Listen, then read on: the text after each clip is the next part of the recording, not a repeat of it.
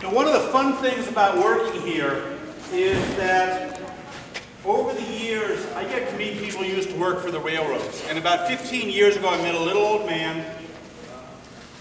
And when I met him, I figured he was a farmer. I went to junior high school and high school out in western Maryland. And out there, if you saw someone missing a finger, that was a really, really, really good bet that you were talking to a farmer. There was one year that we actually had 6 kids on our football team missing fingers, which, let me tell you, really freaked out the city kids. Well, this guy was missing this much of his left hand, just chunk gone. So I asked him about it. He said, oh no, worked as a machinist. He'd worked on the Seaboard Airlines, a railroad down in Florida, hired out in 1925, and had retired in 1985. This guy spent 60 years working for the railroad. Oh, this is great. I'm going to be able to learn a lot from this guy. Now, we had about maybe 15 people on the tour, not that many people. But we didn't actually plan it this way. But it was actually him. It was his 3 daughters. It was some grandchildren, some great-grandchildren. It was all his family. So this is great. They finally get to see what Pap did for his whole life.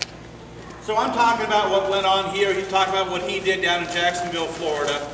And then about halfway through the tour, he says, you know, there's only 2 parts on a steam locomotive. Figured one of 2 things was happening. Either he's starting to lose it, or he knows something I don't know. Either way, I'm about to learn something new here. I'll bite. What are the 2 parts? He said, well, there's the parts that wear out fast, and there's the parts that wear out slow. Yep, that covers all of them. One of the parts that wears out fast is, believe it or not, the tires. Now this is a wheel set off of the back end of a steam locomotive. This is from the trailing truck. And you're actually looking at, the whole wheel set is 6 pieces of steel. The axle, or 5 pieces, sorry. The axle is 1 piece. You've got 2 wheels and 2 tires. This actually has separate tires. And the shape of the tire is very important. Or the wheel, if you're talking about a diesel electric locomotive, freight car, passenger car. The shape is very important. You have the flange on the inside. That's what holds you on top of the rail. When the track curves, the train tries to go straight. And it does go straight until that flange catches and pushes it through the corner, usually accompanied by this delightful screeching sound like fingernails going down a chalkboard. Kids, just ask your parents about chalkboards. They really did use them. This is not the biggest drill bit around here. All of these machines are so that our machinists can either make or rebuild the parts for a steam locomotive. One of the things I very clearly remember from high school history class is being taught about the Industrial Revolution and how mass production changed everything and how things were standardized. And they kept holding up the steam locomotive as this perfect example of standardization. And yet, there were thousands and thousands and thousands of different designs for steam locomotives. Switching engines, freight engines, passenger engines. One's built for mountains, one's built for plains. And even when you did have standard designs, you could buy 100 locomotives that were identical and they came out different. Because they were sitting on a frame that was either cast steel, which steel castings that size come out different size and different weight every time.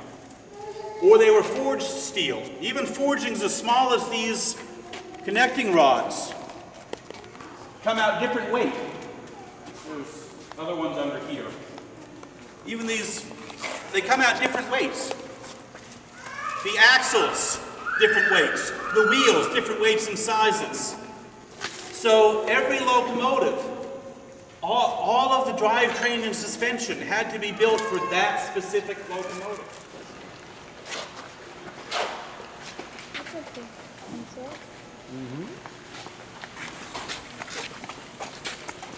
Now this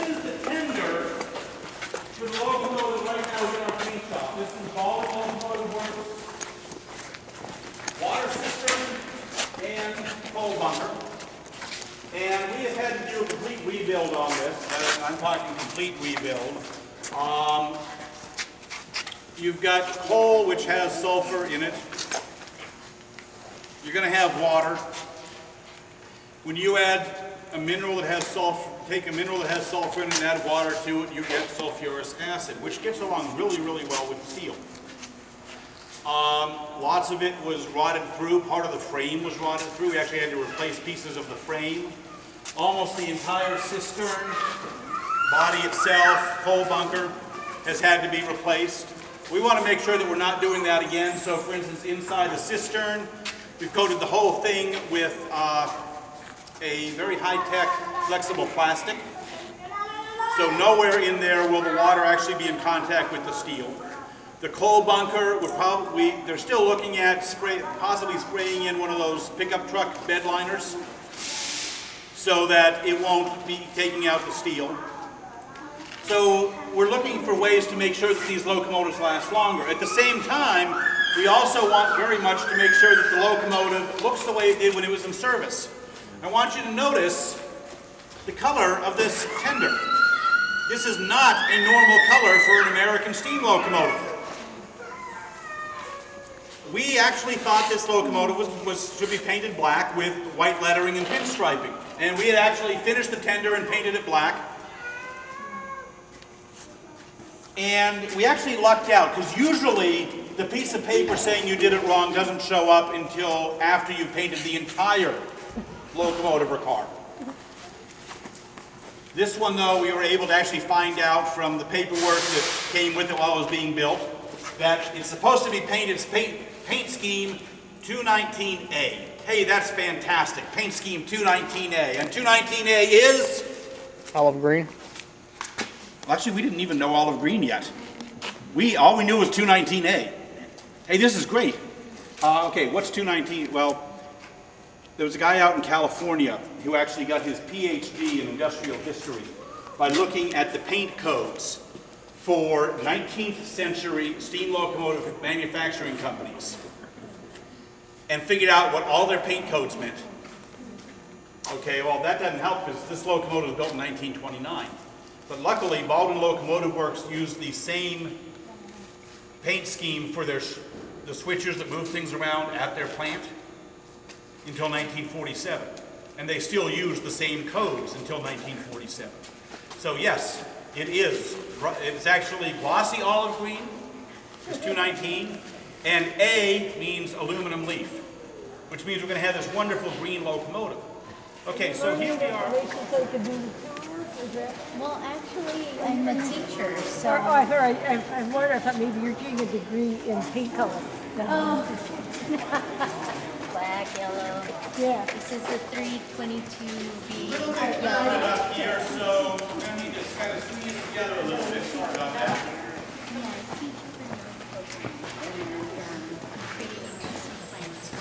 Folks, this is the Boston Maine number 3713, built 1934. It is a passenger locomotive. It was in service from 1934 until 1951 or 52. The actual date that they stopped running it is a little bit unsure. Railroads kept a lot of very good records. Some of their records are lousy. But every time that I talk about this locomotive, I have to admit I get a few butterflies in my stomach. Because this is a steam locomotive that actually got me into a lot of trouble. Back when I first got up here, we weren't officially open. We didn't have the museum, History Museum, Technology Museum, Roundhouse Theater, none of that was open. We were down at the other end of the park, and one of the tours that we gave is we would take people out of our temporary visitor center, take them around our temporary display area, and tell them about these are locomotives and cars that are part of our collection. Here's how they fit into the history of railroading. And I was giving a tour to a group about half this size, and I was giving your basic new park ranger tour. Okay, how many of you visit other national parks? Okay, good.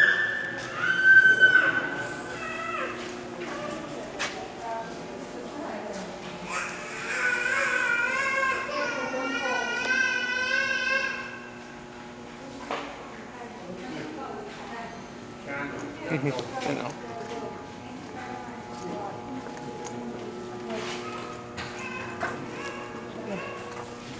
you.